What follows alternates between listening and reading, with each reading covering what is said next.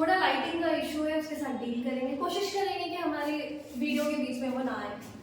कल के क्लास में हम लोगों ने डिस्कस किया था रिफ्लेक्शन के ऊपर यूजिंग हाइगन्स वेव थ्योरी, और आज हम लोग डिस्कस करेंगे रिफ्रैक्शन के ऊपर, refraction using Huygens wave theory. इससे पहले कुछ चीजों के बारे में समझ लेते हैं जिसका यहाँ पे बार बार जिक्र आया है। आप किसी भी दो पैरेलल रेस के ऊपर जब आप वेव फ्रंट बनाते हो तो वो वेव फ्रंट उन रेस के ऊपर कैसा होता है, परपेंडिकुलर होता है। इस वीडियो के डिस्क्रिप्शन में मैं सारा लिंक डालूंगी, जो भी इंपॉर्टेंट डेरिवेशंस अभी तक मैंने चैनल पे डाल रखा है वो सब आपको वहां पे मिल जाएगा, तो डिस्क्रिप्शन में जाके लिंक चेक कर लीजिए। चलिए, आपको बता रहे थे कि जब भी दो रेस पैरेलल होती है हम उसके ऊपर वेव फ्रंट बनाते हैं, तो वो वेव फ्रंट कैसा होता है, उनके ऊपर परपेंडिकुलर, ठीक है।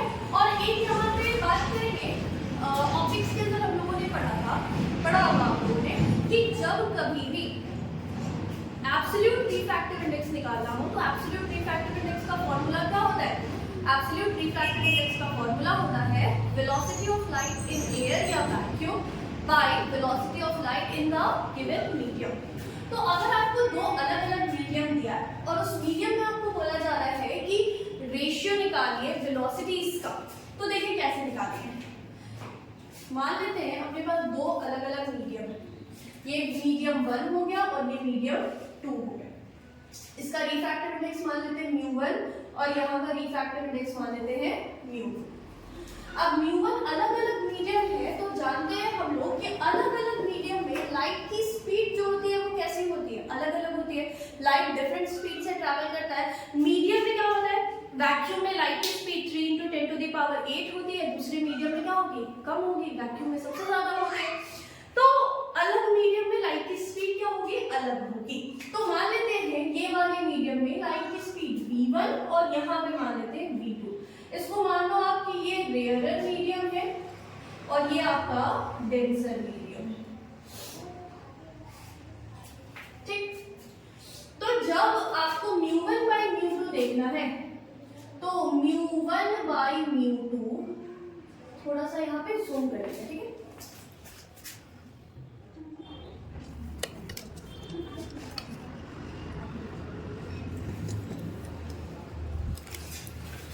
चलो μ1 बाय μ2 अगर देखना है तो μ1 बाय μ2 क्या होगा, μ1 के लिए हम क्या लिख सकते हैं, speed of light in vacuum by speed of light in the given medium. तो यहाँ पे क्या लिख सकते हैं, speed of light in vacuum c by v1 और μ2 की जगह c बाय v2।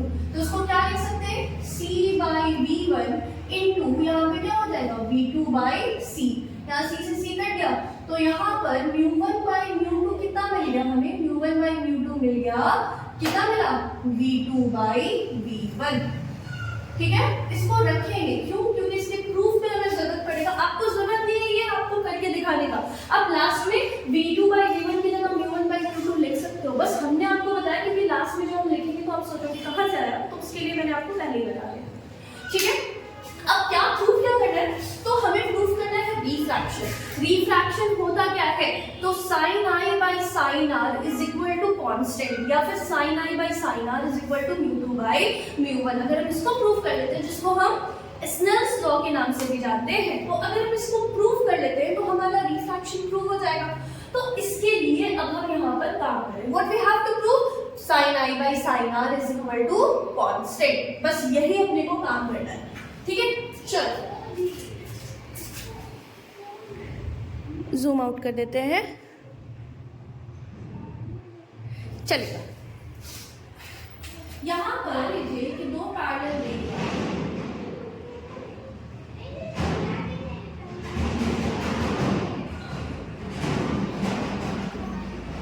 ठीक है। तो यहां पर अपना दो पैरेलल रेस आया, ये मीडियम का मिरर नहीं है, इंसिडेंट रेस आ रहा है। अब यहाँ ये कहाँ से कहाँ पास हो रहा है, from rarer to denser medium. When light ray goes from rarer to denser medium, bending किधर की तरफ होती है, बेंडिंग होती है टुवर्ड्स द नॉर्मल। किधर की तरफ होती है, टुवर्ड्स द नॉर्मल। बेंडिंग किधर होती है, टुवर्ड्स द नॉर्मल, ठीक है। चलिए, तो अब हम क्या करेंगे, यहाँ पर अपना काम क्या है, अब हम लोगों को यहाँ पर बनाना है नॉर्मल। सॉरी ढीला हो गया।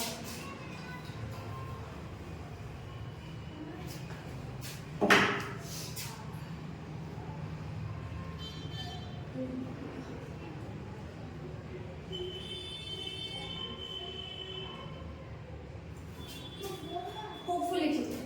यहाँ भी क्या बनाएंगे, नॉर्मल बनाएंगे। इंसिडेंट रे और नॉर्मल के बीच में जो एंगल बनेगा वो क्या होगा, एंगल ऑफ इंसिडेंस, एंगल आई। अब यहाँ पे क्योंकि लाइट बेंड हुआ है रेयरर से डेंसर की तरफ, तो लाइट रे किधर की बेंड तरफ बेंड कर जाएगा, टुवर्ड्स द नॉर्मल। अब ये दोनों भी पैरेलल होगा आपस में। यहाँ पे ये वाला एंगल कितना बनेगा, ये एंगल होगा आपका एंगल आर। ओके, अब क्या करना है, अब ये जो पैरेलल रेज आ रही है इसके ऊपर हमें वेव फ्रंट बनाना है। आपको मालूम है जो वेव फ्रंट होता है वो कैसा होता है, परपेंडिकुलर। अब यहाँ भी वेव फ्रंट बनाएंगे।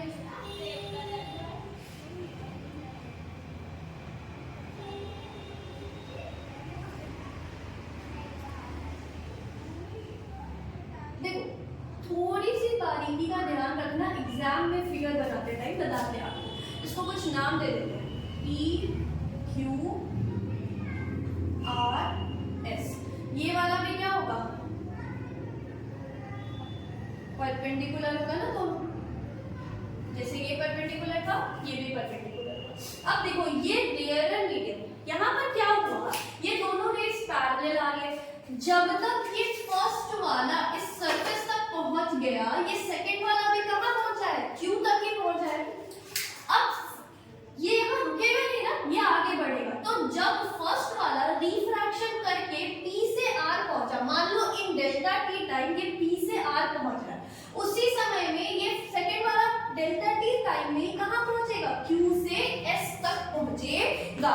अगर आप ध्यान दो तो ये Q और S का डिस्टेंस ज्यादा है और ये P और R का डिस्टेंस कम है, जबकि ये दोनों किसका बात हो रहा है, ये दोनों सेम टाइम इंटरवल का बात हो रहा है। लेकिन ऐसा क्यों है, क्योंकि ये डेंसर मीडियम है। डेंसर मीडियम में लाइट की स्पीड कैसी हो जाती है, स्लो हो जाती है। रेयरर मीडियम में लाइट की स्पीड ज्यादा होती है। तो सेम टाइम में ये डिस्टेंस ज्यादा है और ये डिस्टेंस कम। आप एग्जाम में फिगर बनाने का इसको बिल्कुल ध्यान रखें। अब हो गया, अब अपने पास कुछ खास नहीं है, अपना काम हो गया सारा।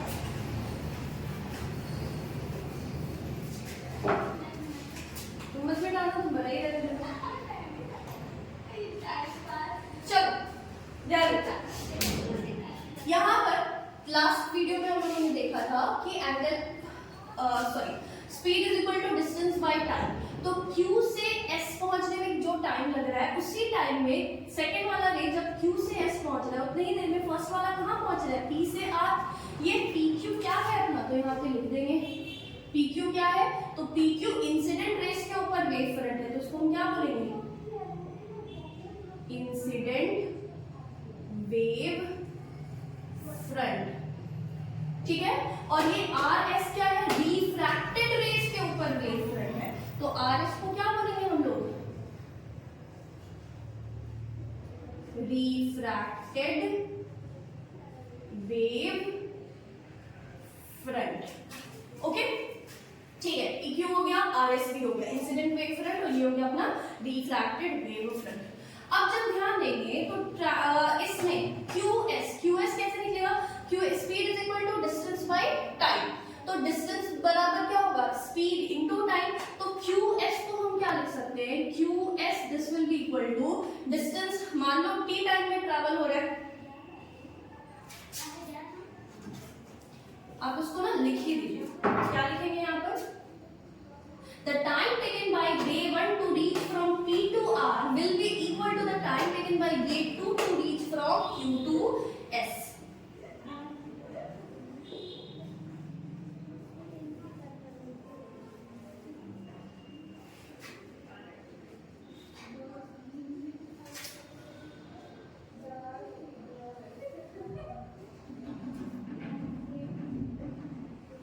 P to R.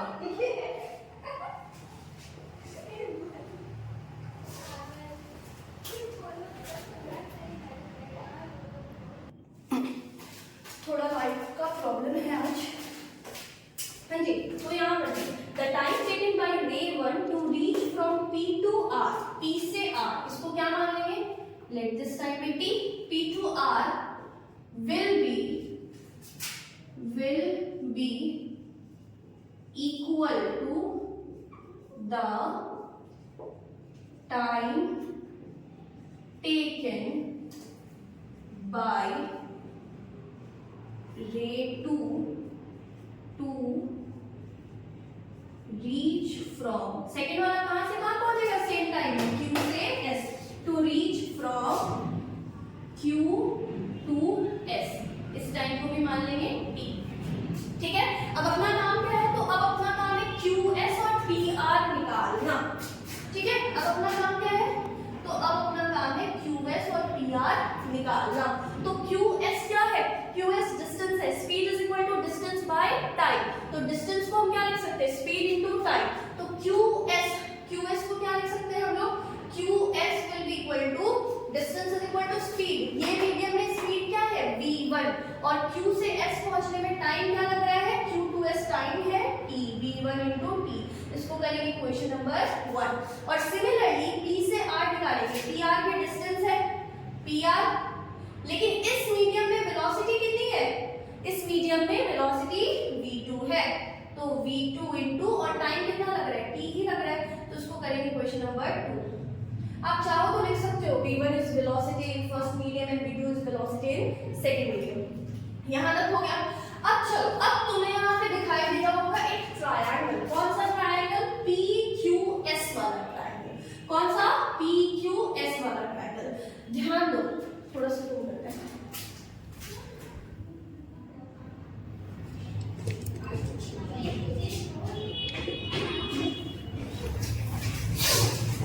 ध्यान दीजिएगा, तो जैसे लास्ट रिफ्लेक्शन वाली वीडियो में हम लोगों ने देखा था, यहाँ भी वही है। देखो ये वेव फ्रंट, इसके साथ कितना नॉर्मल 90 डिग्री बना रहा है, ये एंगल आई है, तो ये एंगल कितना हो जाएगा, 90 माइनस आई। ये आपको लिख के दिखाने की जरूरत नहीं है, बस समझना है कि हो कैसे रहा है।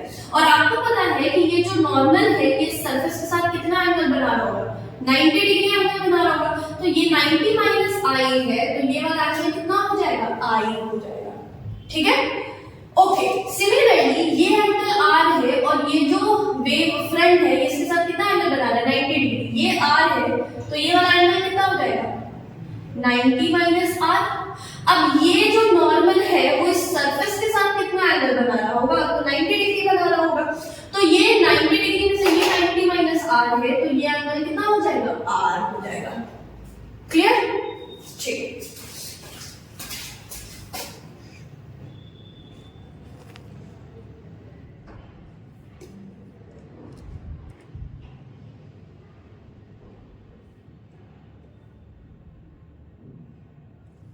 चलिए ध्यान रखिए, यहाँ समझ में आ गया आई और आर। अब हम ट्रायंगल का बात कर रहे हैं PQS। इस ट्रायंगल से देखो कुछ नहीं है, रिफ्लेक्शन मिल वाले में भी साइन आई और साइन आर निकाला था, यहाँ पे साइन आई और साइन आर निकालना है, फिगर बन जाएगा। उसके बाद यहाँ पे अब ये रहा अपना ये वाला ट्रायंगल। इस ट्रायंगल में से आप साइन आई निकालिए, तो साइन थीटा क्या हो जाए, परपेंडिकुलर बाय हाइपोटेनस, एंगल के सामने वाला परपेंडिकुलर। तो परपेंडिकुलर कौन हो जाएगा, QS बाय हाइपोटेनस 90, ये 90 है तो ये भी तो 90 होगा, 90 के सामने वाला हाइपोटेनस मतलब PS। तो QS बाय PS। इसको कर देना इक्वेशन नंबर 3। अब इक्वेशन 4 कहां से बनेगा, ये वाला ट्रायंगल PRS। ये वाला ट्रायंगल दिख रहा है, PRS वाला। इस ट्रायंगल में से ये है तुम्हारा एंगल R। तो अगर हम बोले, यहाँ पे लिखना है बाबू तो लिख दो, हम बोले लिखे नहीं, कौन सा, PQS। तो यहाँ पे लिखेंगे इन ट्रायंगल PQS। और अब क्या लिखेंगे यहाँ पे, इन ट्रायंगल, कौन सा ट्रायंगल, PRS। इस ट्रायंगल में से साइन आर निकालिए। साइन आर कितना मिलेगा हमें, sine R will be equal to PR by ये 90, तो ये भी 90, 90 के सामने वाला PS। तो ये हो गया आपका PR बाई PS। ये हो गया आपका इक्वेशन नंबर 4। अब क्या करना है, तो अब इस इक्वेशन 3 से इक्वेशन 4 को डिवाइड कर देना। Equation 3 divided by equation 4। Let me check, नीचे का नहीं दिख रहा थोड़ा सा।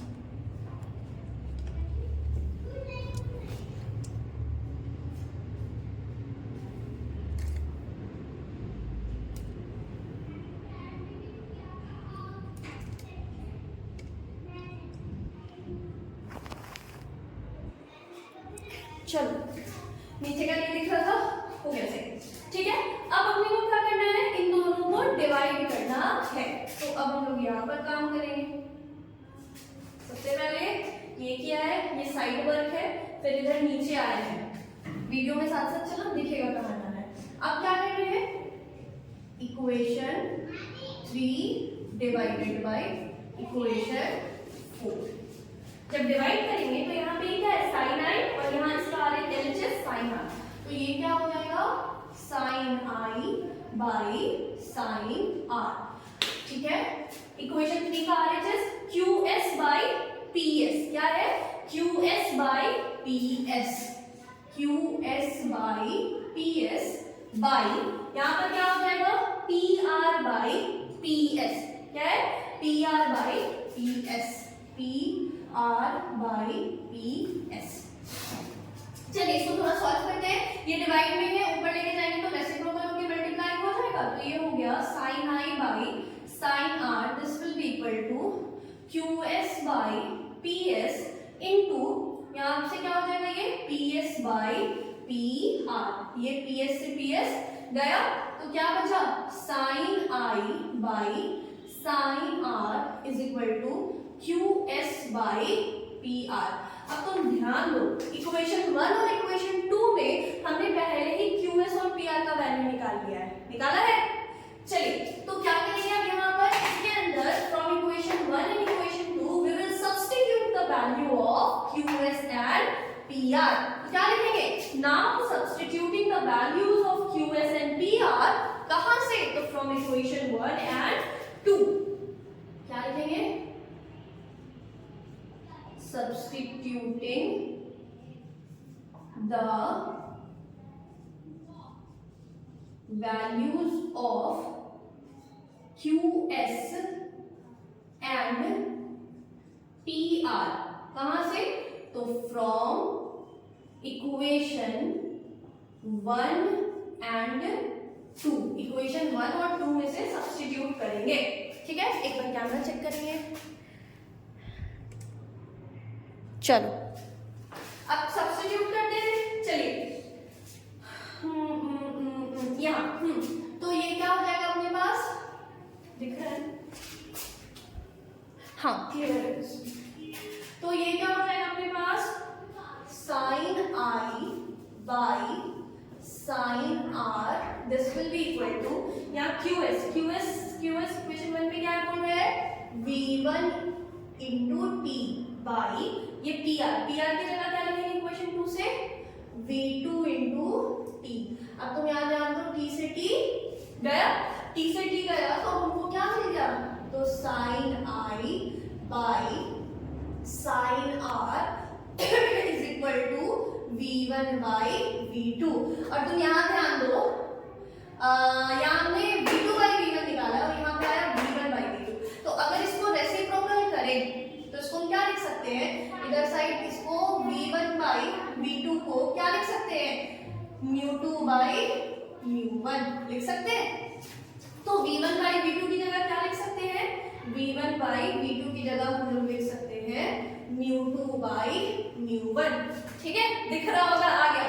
चलिए क्या हुआ, sine I by sine are is equal to μ2 by μ1। आप यहाँ पर भी छोड़ सकते हैं, ये हो गया प्रूफ। यानी तो आप क्या कर सकते हैं, ये दोनों रिफ्रैक्टिव इंडेक्स का रेशियो कैसा रहेगा, कांस्टेंट रहेगा। तो क्या बोल सकते हैं यहाँ पर, sine I by sine R ये बराबर हो जाएगा कांस्टेंट, हेंस प्रूव्ड।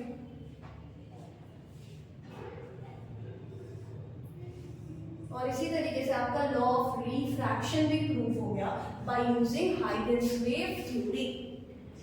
अगर आपको बैचेस वगैरह के बारे में कुछ जानकारी चाहिए तो आप इंस्टाग्राम पे फातिमा फिजिक्स को फॉलो कर लीजिए। ठीक है, और चलिए फिर नेक्स्ट वीडियो में मिलते हैं। देखो इस वीडियो में थोड़ा लाइट और साउंड दोनों का ही प्रॉब्लम है। अगर समझ में आ रहा है तो ठीक, नहीं तो अगर ज़्यादा प्रॉब्लम हो रहा है तो प्लीज़ मुझे बताना, मैं फ्रेश वीडियो अपलोड करने की कोशिश करूँगी एग्ज़ाम से पहले।